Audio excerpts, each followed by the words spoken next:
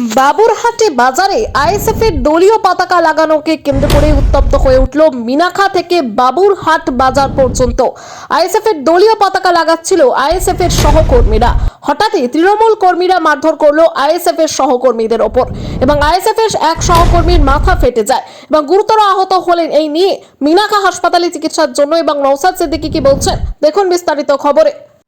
আমরা তো একবারের জন্য খুলে দিইনি, একবার আপনাদের বলবো ক্যামেরাম্যান পার্সনদেরকে বলে ওটাও ভিডিও করুন। আমি যেখানে জনসংযোগ করছি তার মাথার উপরে তৃণমূলের ঝান্ডা। কই আমরা যদি গণতন্ত্রকে মান্যতা না দিতাম তাহলে তো এটা আমরা খুলেছি।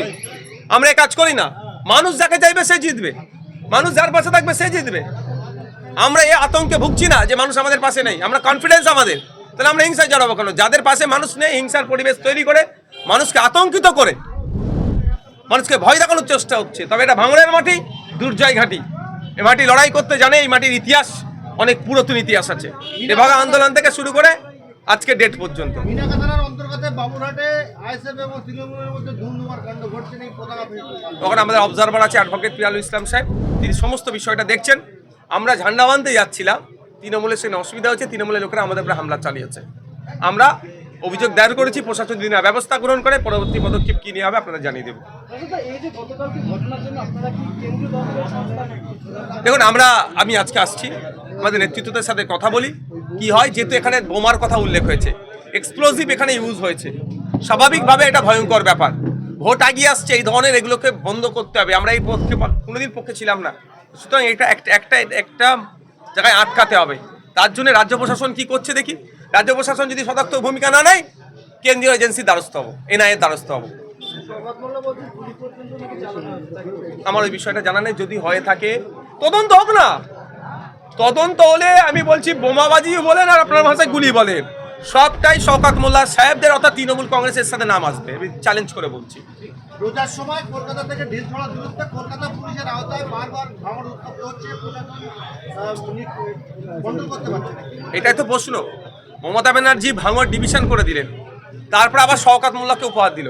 শওকত মোল্লা সাহেব ভাঙড়ের দায়িত্ব নেওয়ার আগে পর্যন্ত 2021 থেকে 2023 কেউ একটা বলতে পারবে কারো মানুষের একটু সেইভাবে রাজনৈতিক মতপার্থক্য হয়েছে, টেনশন হয়েছে, কিন্তু লাশ পড়েনি, কেউ ক্ষতিগ্রস্ত হয়নি, ভাঙড়ের কেউ ক্ষতিগ্রস্ত হয়নি।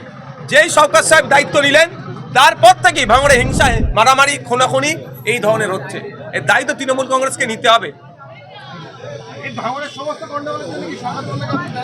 সর্বপ্রথম দায়ী শওকত মোল্লা সাহেব। শওকত মোল্লা সাহেব দায়িত্ব নেওয়ার পর থেকে হিংসা মারামারি খুনাখুনি ভাঙড়ে বেড়েছে। আরে বাবা, তৃণমূল কংগ্রেস এটা পুরো যুক্ত। আপনারা দেখেছেন শুভেন্দু অধিকারী মহাশয় যে সিটের বিধায়ক নন্দীগ্রামে স্পেশাল অবজারভার দিয়েছে, 77টা বিজেপির এমএলএ জিতে আছে। এখন খাতায় কলমে আপনার 64 না 67টা হয়েছে। একটা স্পেশাল অবজারভার দিয়েছে কোনো জায়গায় শুনেছেন? কেন ভাঙড়ে?